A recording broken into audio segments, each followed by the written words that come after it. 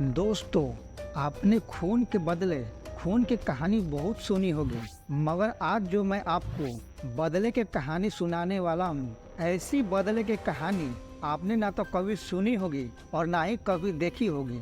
यह कहानी इतनी दिलचस्प है कि इस केस के जांच करने वाले एक पुलिस अधिकारी यह कहने पर मजबूर हो जाते हैं कि इतनी दिलचस्प केस अब तक हिंदुस्तान के किसी कोने में कभी नहीं देखने को मिला है। तो ऐसा क्या है इस कहानी में जो इसे इतना दिलचस्प बना देता है? दरअसल इस कहानी में 2 शव पाए जाते हैं, जिसमें से एक शव की 31 टुकड़े कर 31 अलग अलग जगहों पर कब्र बना दफना दिया जाता है, जबकि दूसरे शव के सीने में पूरे 31 गोलियां दाग दी जाती है। आखिर दोनों शवों में 31 की संख्या का क्या कनेक्शन है और पुलिस कैसे 31 की संख्या को पकड़ कातिल तक पहुंच जाती है, जानेंगे आज के इस दिलचस्प कहानी में। घटना की शुरुआत होती है 18 मई के दिन यूपी के एक कस्बा बुलंदशहर में। डॉक्टर सदाब 18 मई के दिन हर रोज की तरह उस दिन भी अपने क्लिनिक में आए हुए थे। तभी उनका क्लिनिक गोलियों की आवाज से गूंज उठता है।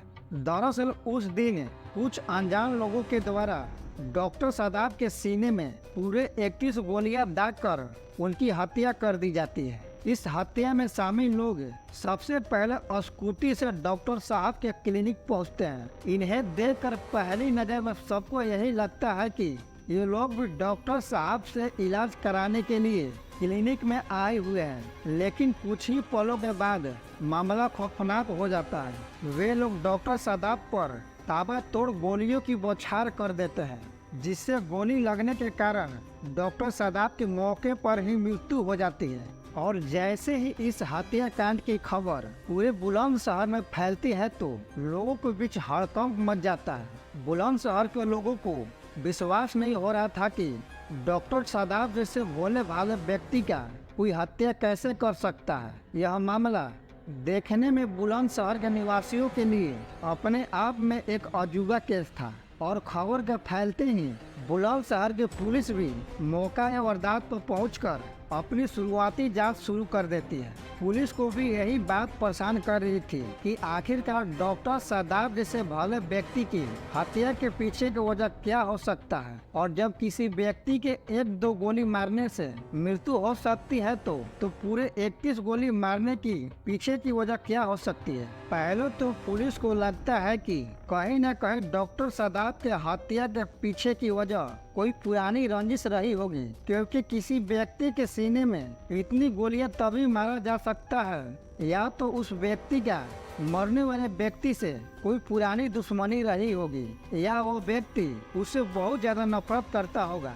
इन्हीं सवालों का जवाब पाने के लिए पुलिस सबसे पहले डॉक्टर साहब के परिवार से मिलती है, लेकिन परिवार वालों से मिलने के बाद पुलिस को जो बातें मालूम चलता है उससे पुलिस और भी उलझन में फंस जाती है। दरअसल परिवार वालों से बातचीत के बाद पुलिस को मालूम चलता है कि डॉक्टर साहब जैसे सज्जन व्यक्ति का कभी भी किसी से कोई दुश्मनी नहीं रहा था और न ही डॉक्टर साहब की किसी से कभी भी तू मैं हुई थी। डॉक्टर साहब एक बेहद ही सीधे साधे और भोले भाले व्यक्ति थे और समाज में उन्हें आदर और सम्मान की भावना से देखा जाता था। परिवार वालों से बातचीत के बाद भी पुलिस को कुछ भी ऐसा नहीं मिलता है जिसे कातिल तक पहुंचा जा सके, और जैसे जैसे केस आगे बढ़ रहा था पुलिस के लिए यह केस और भी उलझता जा रहा था।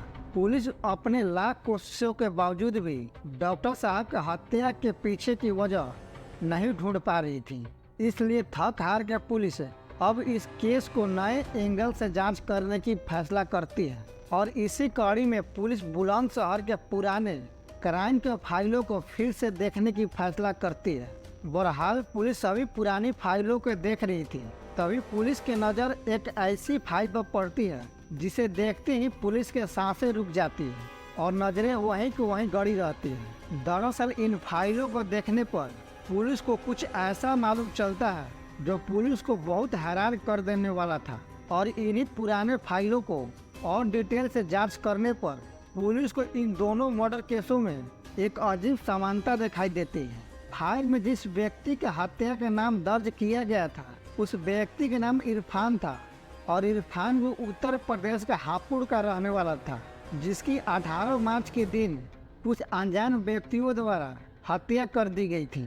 और इस हत्या में सबसे ज़्यादा डराने वाली बात यह थी कि इरफान के शव को बड़े बेरहमी से 31 टुकड़े कर अलग अलग 31 जगहों पर कब्र बना दफना दिया गया था। पुलिस को इरफान के 31 टुकड़े और डॉक्टर साहब के 31 गोली मारे जाने के कड़ियों में कुछ समानता दिखाई देती है, लेकिन इन कड़ियों के बारे में अभी भी दावे के साथ कुछ भी नहीं कहा जा सकता था। यह बस एक इत्तेफाक भी हो सकता था, मगर पुलिस इन्हीं अनजान कड़ियों पर भरोसा जताते हुए अंदाजे में तीर चलाने के फैसला करती है, जिसके बाद आगे की जांच की प्रक्रिया शुरू की जाती है।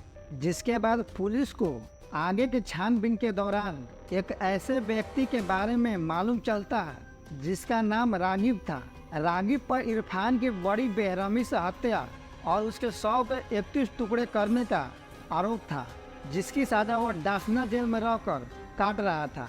इसके अलावा पुलिस को ये भी मालूम चलता है कि रागिब डॉक्टर साहब का छोटा भाई था, जिसकी पैरवी डॉक्टर साहब केस के सिलसिले में कोर्ट में कर रहे थे। इस तरह पुलिस इन दोनों हत्याओं के बीच एक कनेक्शन जोड़ लेती है, पर अभी भी पुलिस को डॉक्टर साहब के हत्यारों के बारे में कुछ भी पता नहीं चल पा रहा था।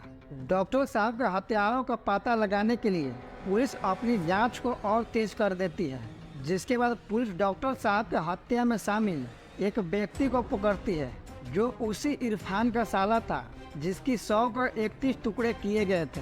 और पुलिस अब इसी साले के सहारे अन्य उन कातिलों को पकड़ने की तलाश शुरू करती है, जिन्हें डॉक्टर साहब के हत्या के लिए 25-25 हजार रुपये देकर भाड़े पर दिल्ली से हायर किया गया था। मगर ये कातिल इतने शातिर थे कि पुलिस लाख कोशिशों के बावजूद और इन पर 25-25 हजार रुपये का इनाम घोषित करने के बाद भी पुलिस इनके बारे में कुछ भी पता नहीं कर पाती है। मगर कुछ दिनों के गहन छानबीन के बाद हापुड़ पुलिस रोड चेकिंग के दौरान दोनों शूटरों को पकड़ लेती है, जिनके पास से भारी मात्रा में विस्फोटक और हथियार बरामद किए जाते हैं। इस तरह हापुड़ पुलिस एक ऐसे केस को सॉल्व करने का कारनामा करती है जिस केस में हथियारे का पता दूर दूर तक नहीं था, और पुलिस अंदाजन एक एक कड़ियों को जोड़ते हुए कातिल तक पहुंच जाती है, जिसे बस एक इत्तेफाक माना जा रहा था। इस केस में हापुड़ पुलिस का काम इतना लाजवाब रहा कि पूरे देश में हापुड़ पुलिस को इस केस के लिए याद किया जाता है, और इस केस को आज भी पूरे हिंदुस्तान के पुलिस महकमे में एक मिसाल के रूप में देखा जाता है। इसके साथ ही दोस्तों, हापुड़ पुलिस की इस केस में छानबीन का तरीका कैसा लगा कमेंट को जरूर बताएं, और ऐसे कहानी और सुनना चाहते हैं तो चैनल को लाइक एंड सब्सक्राइब जरूर कर दें।